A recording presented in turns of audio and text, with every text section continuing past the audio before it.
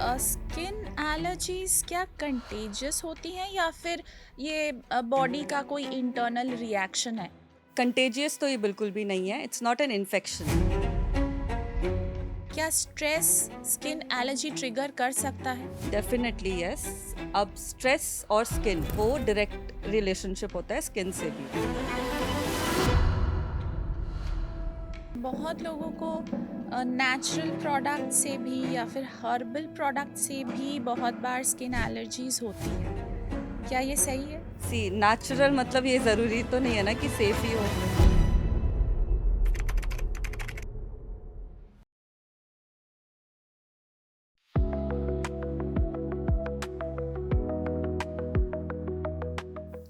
Skin allergy एक छोटी सी problem लग सकती है, लेकिन इचिंग, रेडनेस, रैशेस और डिस्कम्फर्ट आपकी डेली लाइफ को कंप्लीटली डिस्टर्ब कर देते हैं।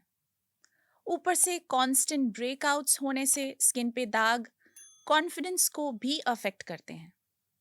कभी वेदर चेंज, कभी कॉस्मेटिक्स, कभी फूड और कभी स्ट्रेस। ट्रिगर क्या है, समझना ही सबसे बड़ा चैलेंज बन जाता है। इस टॉपिक पे चर्चा करने के लिए आज हमारे साथ हैं doctor Preksha Dugar Binaykia, dermatologist and dermatosurgeon associated with डायग्नोइजी and wisdom skin and hair clinic. इन्होंने एमबीबीएस और MD in dermatology, venereology and leprosy के साथ fellowship in laser and aesthetic Australia की एडवांस्ड ट्रेनिंग भी कंप्लीट की है।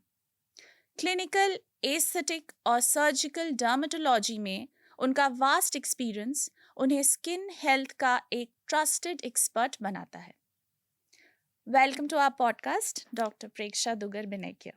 Thank you so much for having me again.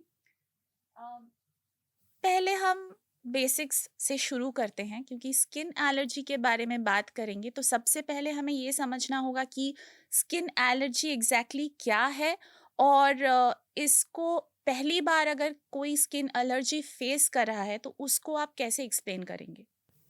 अब सिंपल लैंग्वेज में समझिए। अब हमारी बॉडी में बहुत मतलब इम्यून सिस्टम जो होता है हमारा, वो देखता है कि कौन सी नई चीज़ आ रही है। अब एलर्जी में क्या होता है, कभी-कभी ऐसा होता है कि जो नॉर्मल चीज़ें होती हैं, वो भी हमारी बॉडी कहती है कि नहीं ये कुछ ट्रिगरिंग फैक्टर है, उसकी वजह से रिएक्शंस हो जाते हैं। अब रिएक्शन में आप समझिए जैसे कि स्किन में रेडनेस हो सकता है, एलर्जिक रैशेज़ हो सकते हैं, बर्निंग सेंसेशन, इचिंग, स्वेलिंग ये सब चीज़ें हो सकती हैं, तो मतलब वो एक कोई एलर्जी कंपोनेंट है। जी, तो आजकल स्किन एलर्जी इतनी कॉमन क्यों हो गई है? मतलब क्या हमारी इम्यूनिटी चेंज हो रही है विद टाइम?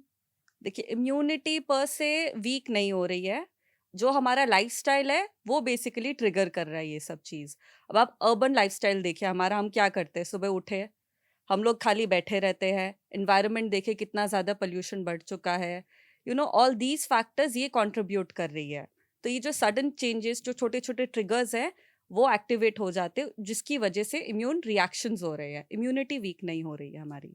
जी, तो स्किन एलर्जीज क्या कंटेजियस होती हैं या फिर ये बॉडी का कोई इंटरनल रिएक्शन है? जैसा कि आपने बोला आजकल इतना पोल्यूशन है, हुँ, हुँ। स्ट्रेस है, हमारा लाइफस्टाइल इतना डिफिकल्ट है, तो क्या इसका स्किन एलर्जी के साथ कोई कनेक्शन है?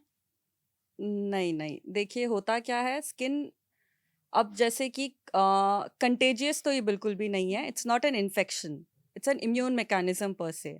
सो इम्यूनिटी मतलब कि इम्यून सिस्टम में हमारे चेंजेस आ रहे हैं, जो कि ट्रिगरिंग फैक्टर है कोई भी प्रॉपर एलर्जन। अब जो एनवायरमेंटल चेंजेस जैसे आपने बोला, पोल्यूशन जो बढ़ रहा है हमारा, स्मोक हो गया, डस्ट हो गया, पॉलन्स हो गया, ये सब चीज़ें हमारी ट्रिगरिंग फैक्टर होती हैं इसमें। तो आप अगर सोच रहे हैं कि ये एक चीज़ है जो हम लाइक अगर मुझे है तो दूसरे इंसान को भी हो सकता है, तो ऐसा नहीं है। It's a hyper sensitivity reaction जो हमारे खुद के इम्यून सिस्टम से आती है। जी, तो अगर इम्यून सिस्टम से आती है तो क्या स्ट्रेस के साथ भी इसका कोई लेना देना है? क्या स्ट्रेस स्किन एलर्जी ट्रिगर कर सकता है? Definitely yes. अब स्ट्रेस और स्किन, जो ब्रेन होता है हमारा, वो डायरेक्ट रिलेशनशिप होता है स्किन से भी।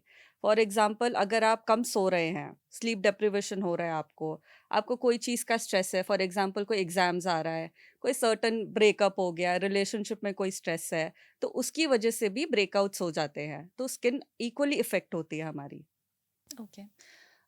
आजकल बहुत लोगों को सन एलर्जी भी हो रहा है, हम्म। तो इसको हम कैसे डिफरेंशिएट करें? कैसे पता चलेगा कि ये नॉर्मल टैनिंग है, सन टैनिंग, या फिर सन एलर्जी है? अब सन टैनिंग में क्या होता है, इट्स अ ग्रेजुअल प्रोसेस। ऐसा नहीं है कि आज आप बैठे और कल ही आप टैन हो गए हैं सन से। वो क्या होता है, एक दिन के बाद थोड़े दिन लग जाते हैं उसमें। तो वो tanning is a gradual process और उसमें कोई भी इरिटेशन नहीं होता है। For example redness, itching, burning sensation, ये सब नहीं हो रहा है आपको टैनिंग में। But in case it is a skin allergy, तो आपका redness, rashes, itching, burning sensation, ये सब चीज़ें होती है। So in order to differentiate, tanning मतलब एक ग्रेजुअल प्रोसेस हो गया है, और अगर कोई रिएक्शन हो रहा है तो मतलब कि आपका सिम्टम्स आएंगे उसके साथ साथ। जी, तो कई बार ऐसा होता है कि आप सनस्क्रीन अप्लाई करते तो हैं, लेकिन उसके हम्म। बाद भी रैशेस निकल आता है। यस। इसका क्या रीज़न है? अब देखना पड़ेगा कि क्या इंग्रेडिएंट्स है आपके सनस्क्रीन में। तो अगर उसमें प्रेजर्वेटिव कंपोनेंट ज़्यादा है, या फिर फिल्टर्स जो कि केमिकल फिल्टर्स है उसमें, तो उसकी वजह से रिएक्शंस हो सकते हैं। वो भी आपको देखना पड़ेगा, लाइक आज ही आपने लगाया और तुरंत आपका हो रहा है, तो it might be due to any allergic component जिससे आप सेंसिटिव हो। ज़रूरी नहीं है कि मैं लगाई और आप लगाए हैं, मुझे हो सकता है, आपको नहीं भी हो सकता है। सो इट डिपेंड करता है। Person to person yes. Vary करता है। कई बार हीट वेव से या फिर क्लाइमेट चेंज से भी रैशेस होते हैं, तो हीट वेव्स, क्लाइमेट चेंज, ये सब चीज़ें क्या स्किन की सेंसिटिविटी को बढ़ाते हैं? हीट वेव्स पर से हेयर्स बढ़ा सकते हैं। अब आप कोई भी नए इन्वायरमेंट में भी जाते हैं, फॉर एग्जांपल अगर आप यहाँ रह रहे हैं, आप कोई एकदम ही बीची एटमॉस्फेयर में चले गए हैं, तो सन एक्सपोजर डायरेक्ट होगा वहाँ पे। सो द जो यूवी रेडिएशन होता है वो डायरेक्टली आपको अफेक्ट करेगा, तो उसकी वजह से हो सकता है। एंड अगर आप सन में ज़्यादा है, आपको स्वेटिंग ज़्यादा हो रही है, फ्रिक्शन भी ज़्यादा हो सकता है उस एरियाज में, तो उसकी वजह से होते हैं ये सब चीज़ें। बात करते हैं एक्जिमा के बारे में। हम्म। बहुत लोगों को एक्जिमा है, काफ़ी लोगों को नॉर्मल ड्राई स्किन का भी इशू रहता है। हम्म। तो वो कैसे डिफरेंशिएट करे कि उनको एक्जिमा है या फिर नॉर्मली ड्राई स्किन का इशू है, और क्या ये एक लाइफ लॉन्ग कंडीशन है? Hmm. So eczema versus dry skin dry पहले स्किन। मैं आपको बताती हूँ। अब ड्राई स्किन में क्या होता है, अगर आपने मॉइस्चराइजर लगा लिया है, आफ्टर अ वाइल जो स्केलिंग हो जाती है, जो ड्राइनेस होता है वो कम हो जाता है, एंड यू फील कि आपका स्किन स्मूथ हो चुका है। So that is just a dry skin part.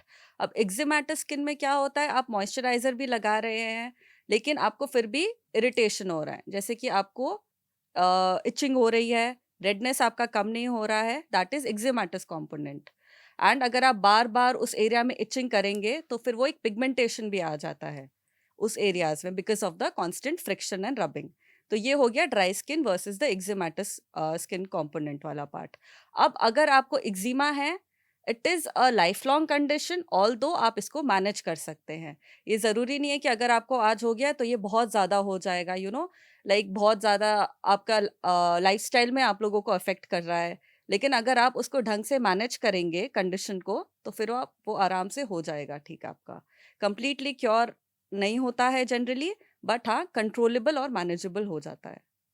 जी, तो एक्जिमा का क्या हमारे डाइट के साथ या फिर हमारी गट हेल्थ के साथ कोई डायरेक्ट कनेक्शन है? Yes yes. अब गट माइक्रोब एक स्किन का एक पाथवे होता है, मैं आपको बताती हूँ। जैसे हम लोग कोई भी चीज़ खाते हैं, अगर आपको फॉर एग्जाम्पल ग्लूटेन कॉम्पोनेंट ही आप मान लीजिए, अगर आजकल हम लोग सुनते हैं ना, I have gluten allergy, I am sensitive to this. तो इससे क्या होता है, जो इंसान जिस चीज़ से उसको है एलर्जी, अगर वो खा रहा है तो रिएक्शंस हो सकते हैं। बट अगर आप सोच रहे हो कि नहीं मैं सब कुछ छोड़ देती हूँ, मुझे थोड़ा एक्जिमा का प्रॉब्लम है, तो क्या पता मुझे इससे हो रहा हो, तो ज़रूरी नहीं है कि अगर आपने ग्लूटेन भी छोड़ दिया तो आपकी एलर्जी ठीक हो जाए। इट डिपेंड्स कि आपको किस किस चीज़ से एलर्जी है, एंड वो पता लगाना ज़्यादा ज़रूरी है। अगर आप खाली वही चीज़ को छोड़ेंगे तो आपको ज़्यादा आराम मिलेगा। एंड होता क्या है बेसिकली, गट में जो होते हैं माइक्रोबायोम, उसमें इन्फ्लेमेशन हो जाता है because of certain triggering factors. तो अगर हम उस इन्फ्लेमेशन को कम कर देंगे तो एलर्जीज भी कम होने लगेंगे, तो स्किन पे कम असर पड़ेगा फिर। जी, तो बहुत लोगों को नेचुरल प्रोडक्ट से भी या फिर हर्बल प्रोडक्ट से हाँ, भी हाँ। बहुत बार स्किन एलर्जीज होती हैं। Yes, yes. क्या ये सही है? क्या हो सकता है ऐसा? सी नेचुरल मतलब ये ज़रूरी तो नहीं है ना कि सेफ ही हो। ये तो मतलब हम लोगों का मानना है कि अरे ये तो नेचुरल है, ये ऑर्गेनिक है, तो मतलब ये अच्छा है हमारे लिए, बट ज़रूरी तो नहीं है। अब नेचुरली जो चीज़ें हैं, फॉर एग्ज़ाम्पल टी ट्री हो गया, लैवेंडर हो गया, नीम हो गया, जो हम लोग अक्सर यूज़ करते हैं, उससे भी एलर्जीज़ होती है, जो कि डॉक्यूमेंटेड है। It is a evidence based, हम लोगों को पता है कि इस सब से होती है। तो ज़रूरी नहीं है कि आप जो लगा रहे हैं नेचुरल है, तो वो आपके लिए सही है। सो जी। Always go for those products जो क्लिनिकली टेस्टेड हो, एविडेंस बेस्ड हो, तो उससे आपको कम से कम रिएक्शन होगा। जैसे हर्बल प्रोडक्ट्स या नेचुरल प्रोडक्ट्स से भी स्किन सेंसिटिविटी बढ़ती है, वैसे कुछ ऐसे ओवर द काउंटर कुछ हम स्किन केयर प्रोडक्ट्स हुँ, खरीदते हैं, हुँ। वो कुछ भी यूज़ करते हैं, उससे भी कई बार इमीडिएट एक बर्निंग सेंसेशन हुँ, होता हुँ, है हुँ। लगाने के इमीडिएट बाद, या फिर कुछ एक रेडनेस हो जाता है। तो बहुत सारे प्रोडक्ट्स पर ऐसा लिखा भी रहता है या ऐसे मार्केट भी करते हैं कि आप पैच टेस्ट कर लीजिए हुँ, हुँ, हुँ। पूरे फेस पर या पूरे स्किन पर यूज़ करने से पहले। तो हम आपसे ये जानना चाहेंगे कि क्या पैच टेस्ट करना हर बार ज़रूरी होता है जब भी कोई स्किन केयर प्रोडक्ट हम यूज़ करें तो? डेफ़िनेटली अगर आप कुछ नया चीज़ ट्राई कर रहे हो, एक बार आप पैच टेस्ट ज़रूर करिए। अब आप करना कुछ भी नहीं है, छोटा-सा पी साइज़्ड क्वांटिटी आपको लेना है। ईदर आप अपने कान के पीछे जो एरिया होता है, यहाँ पे लगा सकते हैं या फिर inner aspect of the forearm area में आप लगाइए। उसको आप एकदम पी साइज़्ड क्वांटिटी में थोड़ी देर लगा के छोड़ दीजिए। Do not wash it for around 1 day और सो। अगर आपको है कि आपका स्किन पहले से ही सेंसिटिव है, तो आप एटलीस्ट 2 दिन वेट करिए। So after 48 hours if you see कुछ रेडनेस है या कोई रैश है, कुछ इचिंग हो रहा है उस एरिया में या कोई भी अलग टाइप का स्किन लीजन आपको दिख रहा है, तो मतलब आपको सेंसिटिविटी है उस चीज़ से। तो बेटर रहेगा कि अगर आप ये टेस्ट करें, उसके बाद ही अपने फेस पे अप्लाई करिए। बिकॉज़ अगर आप डायरेक्टली अपने फेस पे अप्लाई कर लेंगे, तो उसकी वजह से आपको रेडनेस, इरिटेशन, रैशेज़ एंड और भी बहुत कुछ हो सकता है। एंड ऑल्सो आप कोई भी नया प्रोडक्ट ट्राई करते हैं ना, जैसे मार्केट्स में आजकल बहुत कुछ अवेलेबल है। Like everywhere you go and see social media handles आप देख लीजिए। Everybody is a influencer right now, सब अपने प्रोडक्ट्स का मार्केटिंग कर ही रहे हैं। तो उसमें अब आप सोचते हैं कि अरे ये नया प्रोडक्ट आया मार्केट में, let me try it out. तो अगर आप ट्राई कर ही रहे हो, आई एम नॉट सेइंग कि don't try it, just try it like after doing a patch test. तो इसके ये आप करेंगे तो आपके स्किन के लिए ये बेटर ज़्यादा रहेगा। बहुत लोगों को मैंने ये भी बोलते हुए सुना है कि हम फ्रेग्रेंस्ड प्रोडक्ट्स यूज़ नहीं करना चाहते हैं, या फिर हम ऐसे कोई प्रोडक्ट्स यूज़ नहीं करना चाहते हैं जिसमें प्रेजर्वेटिव्स हैं। हुँ, हुँ। तो क्या फ्रेग्रेंस और प्रेजर्वेटिव से भी स्किन एलर्जी का इशू हो सकता है किसी यस, को? यस, डेफ़िनेटली होता है। अब जो भी एक्ज़िमा प्रोन है, सेंसिटिव स्किन प्रोन है, उन लोगों को देखना चाहिए कि फ्रेग्रेंस फ्री है कि नहीं है ये। मिनिमल प्रिजर्वेटिव्स हो, फ्रेग्रेंस फ्री हो, तो ही आप उसको यूज़ करिए। बिकॉज़ वो एक बहुत बड़ा एलर्जी आपको करा सकता है, कोई भी कंपोनेंट उसमें। जी, तो जैसे कि फ्रेग्रेंस से भी लोगों को प्रॉब्लम्स हो सकती हैं, प्रेजर्वेटिव से भी होती है। कभी-कभार किसी पर्टिकुलर टाइप ऑफ फैब्रिक जो कपड़ा हुँ, हुँ, इंसान हुँ। पहनता है उससे भी होता है। कभी-कभी कोई कॉस्ट्यूम ज्वेलरी पहना है उससे भी हुँ, होता है, या फिर बहुत ज़्यादा स्वेटिंग होती है तो भी होता है। यस। तो ये सारी चीज़ें कैसे एलर्जी ट्रिगर करती है, ये हम जानना चाहेंगे? सो अब कपड़ों की बात आप करिए, अभी विंटर सीज़न था, तो विंटर्स में हम क्या पहनते हैं, वूलन क्लॉथ्स पहन लेते हैं। वूलन से एलर्जी हो सकती है, दैट इज़ डॉक्यूमेंटेड। अगर आप like I am not saying कि वूलन क्लॉथ्स अवॉइड करिए, जस्ट उसके नीचे कॉटन फैब्रिक पहनिए आप। प्योर कॉटन अगर आप पहनेंगे तो कम से कम चांसेस है कि आपको कोई एलर्जी होगा। अब ये तो आपका हो गया क्लोथ्स वाला पार्ट। अब हम बात करते हैं ये क्यों हो रहा है बेसिकली। अब ये होता क्यों है आपका हाइपर सेंसिटिविटी की वजह से। सो टर्म तो बहुत आपको ब्रॉड लग रहा होगा, सिंपल लैंग्वेज में कहे तो बॉडी जो है हमारी वो देखती है कि एक नया चीज़ आ रहा है, वो नॉर्मल चीज़ ही होगा, बट उसे लगता है कि ये डेंजर चीज़ है, जिसकी वजह से वो अपनी तरफ से इम्यून सिस्टम को एक्टिवेट कर देता है और उसी के कारण हमें ये सब चीज़ें होने लगती है फिर, जैसे रेडनेस, इचिंग, बर्निंग सेंसेशन होने लग जाता है कुछ-कुछ चीज़ों से। अब फ्रेग्रेंस से भी वैसे ही होता है, कोई भी नया वुलन आइटम से भी वैसे ही है। अब ज्वेलरी आप जो बात कर रहे हैं, कुछ-कुछ लोग आते हैं लाइक स्पेशली इतना बड़ा-बड़ा नया-नया ज्वेलरी पहन लेंगे, उसके बाद दे आर लाइक कि यहाँ पर बहुत ज़्यादा इरिटेशन हो रहा है, ये देखिए डॉक्टर रैश हो चुका है। तो अब ज्वेलरी में क्या होता है कि आपको देखना है कौन सा मेटल कंपोनेंट है उसमें। फॉर एग्जांपल निकल जो एक कंपोनेंट है वो बहुत ज़्यादा एलर्जिक रिएक्शन कर सकता है, तो अगर आप निकल से सेंसिटिव है तो आप अवॉइड करिए वो सब ज्वेलरी जिसमें निकल प्रेजेंट हो। तो यही सब की वजह से ये सब चीज़ें हो सकती हैं। तो अगर हम करंट डे सिनेरियो का बात करें, आज हम मोबाइल्स पे और लैपटॉप्स पे हम्म। पूरे दिन रहते हैं। Blue light is a big concern आज के डेट में। हम्म। तो ब्लू लाइट से स्किन डैमेज होता है, ये तो हमने सुना है, लेकिन ब्लू लाइट से स्किन एलर्जी होता है कि नहीं, ये हम आपसे जानना चाहते हैं। नहीं, नहीं, ब्लू लाइट पर से नहीं होता है कुछ भी। अब ये सब होता क्यों है? अगर आप कॉन्स्टेंटली फ़ोन पे है, आप रात को 2-3 बजे तक स्क्रीन आपका चल ही रहा है, आप सो नहीं रहे हैं ढंग से, तो इनडायरेक्टली क्या होता है कि हमारी ब्रेन सिग्नल करती है कि स्ट्रेस बढ़ रहा है। सो जो कॉर्टिसोल एक हार्मोन होता है, वो हमारा बढ़ जाता है, जिसकी वजह से पिगमेंटेशन इश्यूज़ आ सकते हैं, तो हमें लगता है कि ये इन सब की वजह से हो रहा है, बट डायरेक्टली कोई इम्पैक्ट नहीं होता है जी, तो इससे। Directly blue light is not causing skin allergy. No, no, no, it is जी। Not causing skin allergy, although it can cause pigmentation. जी। इसीलिए आजकल जो सनस्क्रीन्स आती है, उन सब में मेंशन रहता है कि ये सबसे प्रोटेक्टिव हैं ये। जी। ओके। तो ज्यादातर लोग सेंसिटिव स्किन के साथ हुँ, हुँ। आजकल चल रहे हैं, तो सेंसिटिव स्किन वालों के लिए आपका एक जो डेली स्किन केयर रूटीन है, एक प्रैक्टिकल स्किन केयर रूटीन का सजेशन क्या रहेगा आपकी तरफ से? So start with a very mild cleanser. तो माइल्ड क्लेंजर जेंटल जो होता है मार्केट में, वो आप यूज़ करिए।